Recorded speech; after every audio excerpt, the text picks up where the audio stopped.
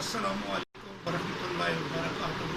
Welcome to my YouTube channel Exploring the World with M.A. Shahid. आज हम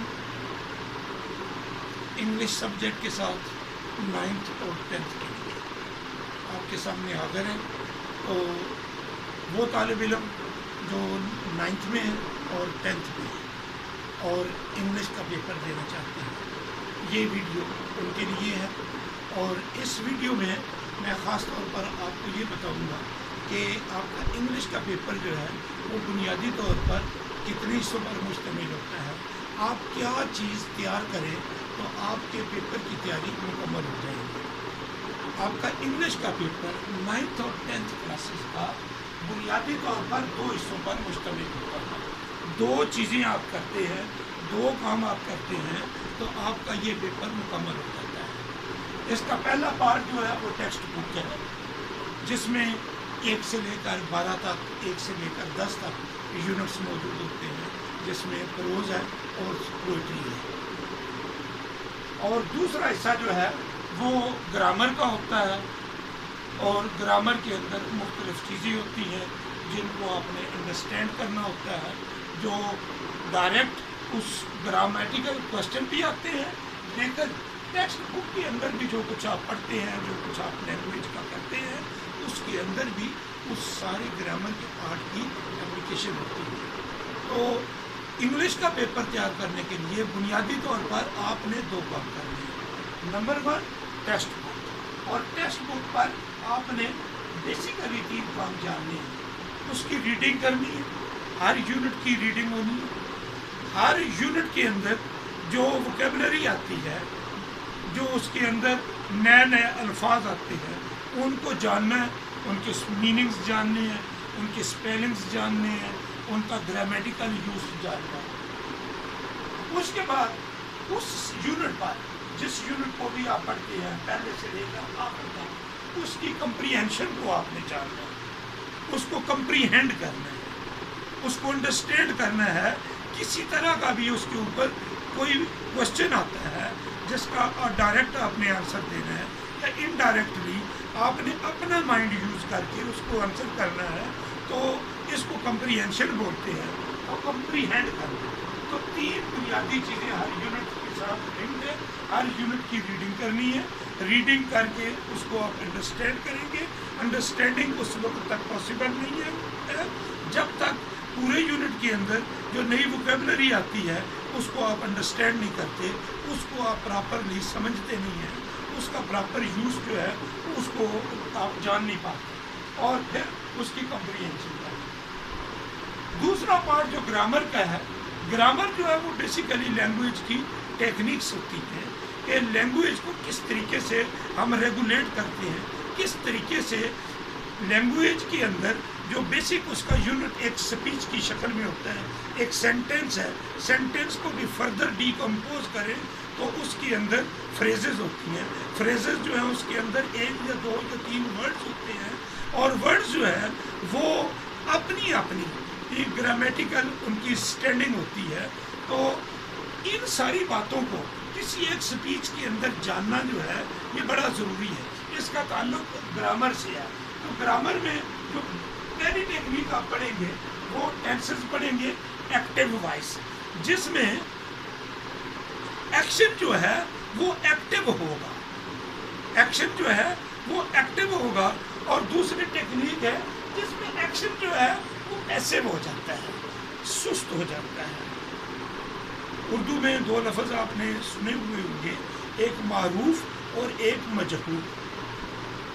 action अगर नुमाया हो सेंटेंस में तो वो एक्टिव है, और अगर एक्शन दब जाए, डिप्रेस हो जाए, और कोई और ऑब्जेक्ट या जो सब्जेक्ट है वो नुमाया हो जाए, तो उसकी ज़्यादा इम्पोर्टेंस हो जाए, उसको हम सेंटेंस के अंदर ज़्यादा इम्पोर्टेंस देना चाहते हैं, तो उस टेक्निक को हम टेंसेस पैसिव वॉइस यानी मजहूर कर देते हैं। तीसरी टेक्निक जो आप सीखेंगे वो नरेशन है, कि एक सेंटेंस जो है जब आप बराह रास्त बात कर रहे हैं, आप खुद अपनी बात कर रहे हैं, तो एक डायरेक्ट आप सेंटेंस बोल रहे हैं, اور بعض اوقات کسی دوسرے بندے نے بھی کوئی بات کہی ہے، اس کو آگے آپ نے کنوے کرنا ہے، تو اس کی بات کو ریفرنس کے طور پر چند لفظ بول کر پھر آپ اس کی بات کو ایز اٹ از کوٹس کے اندر انورٹڈ کامرس کے اندر بات آگے پہنچا دیتے ہیں. تو یہ ایک ڈائریکٹ میتھڈ ہے. اور ایک اور میتھڈ ہے کہ آپ اس بات کو جو اس کے میننگز ہے، جو اس کا سینس ہے، اس کو کنوے کر دیں، اس کے ورڈز کی، اس کی ٹیکنیک کی، جس طریقے سے اس نے سینٹینس کمپوز کر کے جو اٹر کیا ہے اس کو آپ چھوڑ دیں، تو وہ انڈائریکٹ ہو جائے گا. Direct and indirect. تو یہ ٹیکنیک جاننا بھی ضروری ہے، کیونکہ ہر وقت جو ہمیں لینگویج کے یوز کرنے میں معاملات آتے ہیں اس میں ان چیزوں کو بھی سیکھنا ضروری ہوتا ہے. پھر چوتھی ٹیکنیک ہے پارٹس آف اسپیچ. ایک سینٹینس جو ہے اس کے اندر 3 4 5 6 ورڈز یوز ہو رہے ہوتے ہیں. وہ ورڈز آپ ایک پراپر آرڈر میں ہوتے ہیں. ان کو آرڈر اگر آپ چینج کر دیتے ہیں تو وہ اس کا میننگ جو ہے بعض اوقات تو سینٹینس میننگ لیس ہو جاتا ہے، بعض اوقات میننگز جو ہے وہ چینج ہو جاتے ہیں. جس چیز پر آپ سٹریس دینا چاہتے ہیں وہ سٹریس وہاں سے کسی دوسری طرف شفٹ ہو جاتا ہے. تو ان چیزوں کو کنٹرول کرنے کے لیے پارٹس آف اسپیچ کا جاننا ضروری ہے، تاکہ اسپیچ کے جو پارٹس جس جگہ پر آپ رکھنا چاہ رہے ہیں وہ اسی جگہ پر رہیں، تاکہ وہ جو بات آپ کہنا چاہ رہے ہیں وہ اسی طریقے سے آگے پہنچے جس طرح آپ چاہ رہے ہیں. اگر پارٹس آف اسپیچ آپ کو کلیئر نہیں ہے اور اس کی کلیئرٹی نہیں ہے، اس کی پوزیشن کی کلیئرٹی نہیں ہے، تو پھر سینٹینس میننگ لیس بھی ہو سکتا ہے، یا وہ میننگز جو آپ آگے کنوے کرنا چاہتے ہیں وہ رہ جاتے ہیں. ان پارٹس آف اسپیچ کو ریگولیٹ کرنے کے لیے پنکچویشنز ہوتی ہیں. تو بیسیکلی لینگویج ساری کی ساری جو ہے، کیونکہ مدر ٹنگ جو ہے وہ ہم ڈائریکٹ میتھڈ سے سیکھتے ہیں، کوئی یہ چیزیں ہمیں سکھاتا نہیں ہے. براہ راست ڈائریکٹلی ہماری کریکشن ہو رہی ہوتی ہے. اور ایک بچہ جو ہے وہ 1 سال سننے کے بعد 1 سال کے بعد ایک لفظ بولنا شروع کرتا ہے. سننا اور بولنا ہے، سننا اور بولنا ہے. 2 سال کی عمر کے بعد وہ 2 لفظ بولتا ہے، 3 سال کی عمر میں وہ 3 لفظ بولتا ہے، 4 سال کی عمر میں وہ 4 لفظوں والا سینٹینس بولنے لگ جاتا ہے، اور 5 سال کی عمر میں وہ بھرپور سینٹینسز بولنے لگ جاتا ہے. اور اگر اس کو باقاعدہ سسٹم میں، لرننگ میں، ایک رسمی تعلیم میں، ایک کنونشنل ایجوکیشن سسٹم میں ڈال دیا جائے تو اس کی یہ لرننگ کی سپیڈ اتنی زیادہ بڑھ جاتی ہے کہ اس کی زبان جو ہے وہ عام ایک جو لے مین ہے اس سے اس کی زبان جو ہے بہت زیادہ ریفائن ہو جاتی ہے. لیکن جب آپ بائی لنگول ہوتے ہیں، اپنی مدر ٹنگ سے نکل کر اگلی زبان سیکھنی ہوتی ہے، تو اس کے اندر بھی سیم آپ مدر ٹنگ والا میتھڈ، وہ ٹیکنیک یوز کر سکتے ہیں، لیکن وہ بہت مہنگا طریقہ ہے کہ آپ اس کمیونٹی کے اندر، اس سوسائٹی کے اندر چلے جائیں تو آپ وہ زبان سیکھ لیں گے. لیکن اس کمیونٹی میں جائے بغیر اگر آپ بائی لنگول ہونا چاہتے ہیں، دوسری کسی کلچر کی، دوسری کمیونٹی کی، دوسرے معاشرے کی، دوسری قوم کی، دوسرے ملک کی اگر آپ زبان سیکھنا چاہتے ہیں تو پھر آپ کو ٹیکنیک سے سیکھنی پڑتی ہے، تو اس سے آپ زبان سیکھ جاتے ہیں. تو یہ پنکچویشن جو ہے یہ اس کو ریگولیٹ کرتی ہیں پورے سینٹینس کے اندر مختلف فریزز کو، کہ کون سا ورڈ، کون سی فریز، کون سا آپ جو کنوٹیشن ہے جو آپ بات کہنا چاہتے ہیں اس کو کس کے ساتھ لنک کرنا چاہتے ہیں. تو پنکچویشن جو پورے سینٹینس کے سینس کو ریگولیٹ کرتی ہے. اور آخر میں کمپوزیشن ہے کہ آپ جو کچھ سیکھتے ہو، سیکھنے کے بعد آپ اس کو لکھ سکیں، بول سکیں، لکھ سکیں، بول سکیں، اور پراپر آرڈر میں.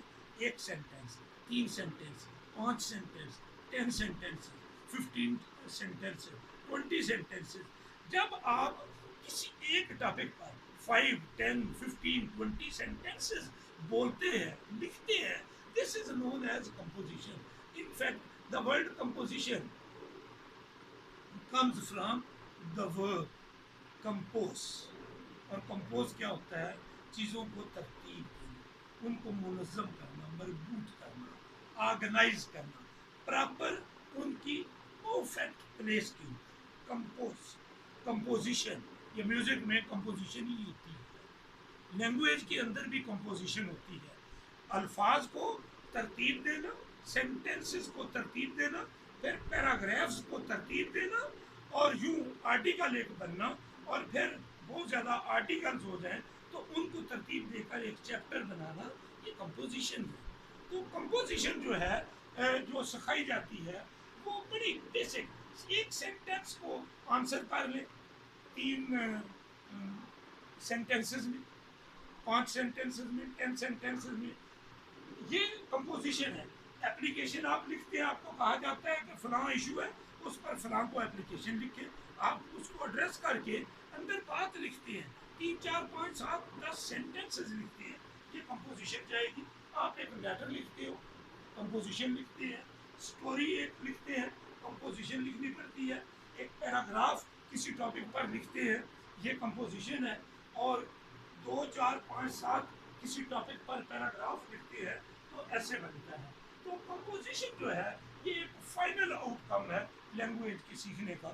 لیکن بیسیکلی یہ پیپر پیٹرن کے مطابق آپ کو یہ چیزیں سکھانی ہوتی ہیں اور یہ چیزیں آپ نے کرنی ہے. لیکن میں یہ بات ساتھ بتانا چاہوں گا کہ 4 بنیادی چیزیں ہیں جن کو ایک زبان میں کرنے کے لیے ضروری ہوتا ہے. مدر ٹنگ انہی 4 طریقوں سے، لیکن فارمل طریقے سے نہیں، انفارمل طریقے سے.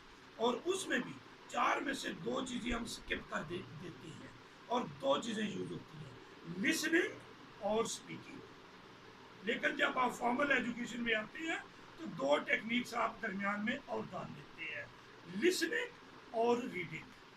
ان پٹ جاتا ہے اور ان دونوں ان پٹ سے آپ رائٹنگ کرتے ہیں اور لاسٹ میں اسپیکنگ کرتے ہیں. تو یہ 4 بیسک سکلز ہیں. جب ان 4 بیسک سکلز کو پراپرلی ایکسرسائز کرتی ہے کسی بھی لینگویج کے اندر، number 1 listening, number 2 reading, number 3 writing, number 4 speaking. ان 4 بیسک سکلز کو لینگویج میں یوز کرتے ہیں تو then you learn other language, آپ بائلنگول ہو جاتے ہیں. تو ہم بیسیکلی جب دوسری لینگویج پڑھ رہے ہوتے ہیں، we are trying our best to be a bilingual, 2 زبانیں بولنے والا.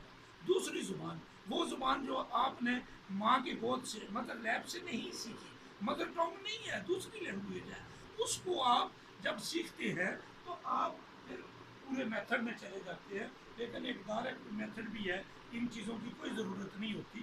آپ اس کمیونٹی کے اندر چلے جائیں، اور necessity is the mother of invention. آپ کو پانی کی ضرورت پڑتی ہے، کھانے کی ضرورت پڑتی ہے، زندگی کے معاملات کی ضرورت پڑتی ہے. تو آپ پہلے یہ سمبولک لینگویج بولیں گے، سگنل لینگویج بولیں گے، اور پھر آہستہ آہستہ جو ہے آپ اسی طریقے سے لفظوں کو جانیں گے، بولنے لگ جائیں گے، اور اسپیکنگ جو ہے ان رولس کو جانے بغیر بھی آ جائے گی. لیکن ایک مہنگا طریقہ ہے، دوسرے ملک میں جانا پڑے گا، دوسری کمیونٹی میں جا کر رہنا پڑے گا. لیکن آپ یہ کیے بغیر کلاس روم میں یا اس وقت اس یوٹیوب چینل کے ذریعے گھر میں بیٹھ کر دوسری زبان سیکھنا چاہتے ہیں تو آپ کو ان 4 باتوں میں سے گزرنا پڑے گا. نمبر 1 لسننگ کریں، نمبر 2 ریڈنگ کریں، نمبر 3 رائٹنگ کریں، اور نمبر 4 جو ہے وہ اسپیکنگ.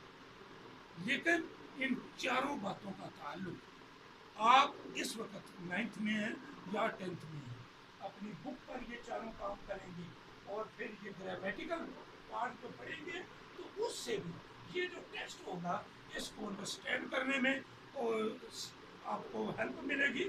اور اس سے آپ الٹیمیٹ جو ٹارگٹ ہے کہ دوسری لینگویج آپ بولنے لگ جائیں، دوسری لینگویج میں انڈرسٹینڈ کرنے لگ جائیں، اور اپنا معافی ضمیر what you think, what you imagine, جو کچھ بھی آپ غور و فکر کرتے ہیں اس کو دوسری زبان میں آپ بول سکیں، یہ آپ سیکھتے ہیں.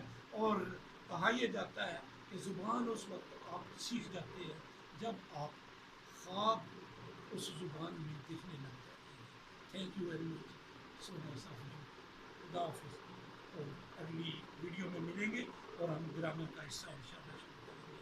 السلام علیکم ورحمۃ اللہ۔